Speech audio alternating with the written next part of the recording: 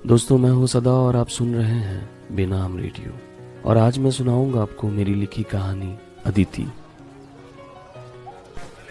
आज कुछ खास था, तभी तो हमारे और पूरे मोहल्ले के भैया, यानी हम सबके चहीते और अपने मोहल्ले के इकलौते चिराग पप्पू भैया सुबह सुबह उठ आसमानी कुर्ता पहने, बालों को सवार बालकनी पे चाय पी रहे थे। अच्छा, आज दुर्गा अष्टमी है ना। ये बदलाव दुर्गा अष्टमी का नहीं, दरअसल ये बदलाव हमारे भैया जी में अचानक थोड़ी ना आया था, बल्कि ये तो उस बेमौसम बारिश के साथ आया था जो आज से 8 दिन पहले अपने मोहल्ले को बेवजह गीला कर गया था। 8 दिन पहले यानी महालया के पहले दिन, जहां हमारे मोहल्ले के पंडाल पे आधे भीगे लोग इस बेवजह आई बारिश को कोस रहे थे, वहीं हमारे पप्पू भैया इस बारिश का भरपूर आनंद ले रहे थे। एक और जहां पंडाल में जोर जोर से मंत्रों का उच्चारण के साथ ढोल और घंटियां बज रही थी, वहीं पंडाल के बाहर एक और घंटी बज रही थी, प्रेम की घंटी। मंत्रों का उच्चारण वहां भी हो रहा था, हमारे पप्पू भैया के दिल में प्यार के पहले मंत्र का। अब भैया, प्यार कोई मोहल्ले में होने वाली पूजा थोड़ी ना है जो किसी को पहले से पता हो आने का। ये तो बस उस मौसमी बुखार की तरह है जो कभी भी किसी को भी हो जाती है। लेकिन इस बार बुखार का शिकार कोई और नहीं बल्कि हमारे अपने भैया जी हो गए थे। दूसरे को प्यार से दूर रहने और जिंदगी झंड यानी कि डिस्ट्रॉय ना करने की बहुमूल्य ज्ञान देने वाले पप्पू भैया आज खुद कैसे इस जाल में फंस गए थे। वैसे अपने मोहल्ले में अगर कुछ मशहूर था तो वो था अहमद काका की चाय और पप्पू भैया की मंडली। पूरे 7 दोस्तों की थी ये मंडली और सारे एक से बढ़कर एक। पर ऐसा ना था कि कोई भी आए और इस मंडली का सदस्य बन जाए। इसके भी भैया अपनी कुछ ज़रूरतें थीं, कुछ शर्तें हुआ करती थी, और उनमें से सबसे बड़ा शर्त था कि गर्लफ्रेंड यानी प्रेमिका का ना होना। यानी अगर किसी को प्यार हुआ तो वो टीम से बाहर। लेकिन इस कैक्टस वाली कांटों के बगीचे में अब एक फूल खिल गया था। हमारे पप्पू भैया को पहली नज़र में प्यार जो हो गया था।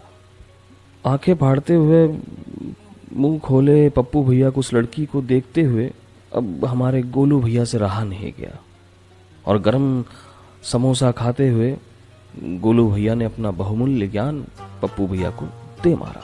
श्रीवास्तव जी के यहाँ आई है, अनीता नाम है, ना अदिति नाम है, quarter number 45 B block. Aditi की कुंडली को यूं पढ़ते हुए गोलू को देख आज पप्पू भैया हैरान नहीं थे, बल्कि आज तो वो खुश थे। और अपने गोलू भैया भी कोई कम थोड़ी ना थे। मोहल्ले की सारी लड़कियों की जन्मपत्री अपने गोलू भैया के पास ही तो होती थी। एक लंबी सांस भरते हुए पप्पू भैया ने गोलू से कहा, यार गोलू, आई एम सॉरी, मैं हमारे टीम की बनाई सबसे बड़ी शर्त तोड़ने जा रहा हूँ। मुझे पहली नज़र में प्यार हो गया है शायद, और मैं अदिति को अपना गर्लफ्रेंड बनाना चाहता हूँ। आखिर कब तक यार गोलू, कब तक हम ऐवी रहेंगे।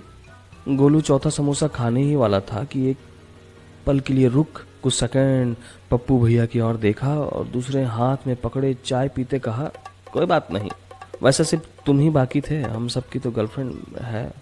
गुस्सा तो पप्पू भैया को बड़ा आया, पर यह वक्त नाराजगी का नहीं था। पर फिर भी पप्पू भैया ने गोलू के हाथ से समोसा छीनते हुए कहा, यार गोलू, तूने भी मुझे बताना जरूरी नहीं समझा। अब यार गोलू, कैसे करूं दोस्ती उससे। स्कूटर को टेढ़ा फिर सीधा करते हुए पप्पू भैया ने गोलू से कहा, पता करना पड़ेगा कि कहाँ जाती है, कब जाती है, इतना हड़बड़ाने से नहीं होगा। गोलू ने किसी पंडित की तरह धमक से अपना बहुमूल्य ज्ञान पप्पू भैया के ऊपर दे मारा।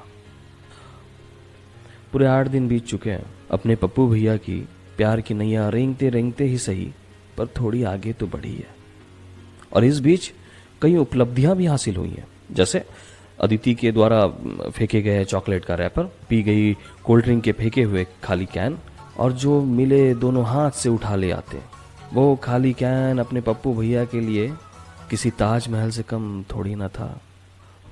और दूसरी ओर जहां गोलू ने पहले ही दिन अदिति का नाम बताकर पप्पू भैया की नज़र में मानो एक अवार्ड हासिल कर लिया था। वहीं दोनों को मिलाकर परमवीर चक्र लेने का पूरा प्लान बना रखा था।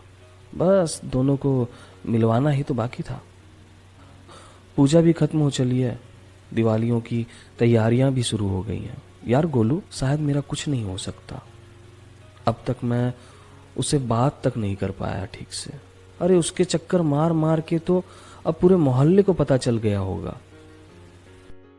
दोस्तों, मैं हूं सदा और आप सुन रहे हैं बेनाम रेडियो। इसकी आगे की कहानी बहुत जल्द लेके आऊंगा। तब तक थोड़ा इंतजार कीजिए और सुनते रहिए बेनाम रेडियो।